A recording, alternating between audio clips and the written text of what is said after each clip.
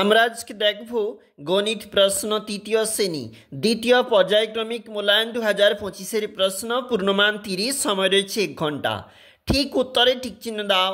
1 গুণ 4 7টা 8 এর যোগফল কত? এইভাবে কিন্তু অঙ্কগুলি রয়েছে বা তোমরা দেখবে প্রতিটি প্রশ্ন গুরুত্বপূর্ণ এবং উত্তরগুলা কিন্তু এখানে রয়েছে। ছবি দেখে কটি করে রেখা আছে বক্সে লেখো। রয়েছে কিন্তু মোট 4 নাম্বার, অবশ্যই দেখবে। চিত্রগুলির নাম লেখো, যেমনভাবে ত্রিভুজ, বর্গক্ষেত্র, বৃত্ত এইভাবে লেখা রয়েছে, অবশ্যই তোমরা দেখবে।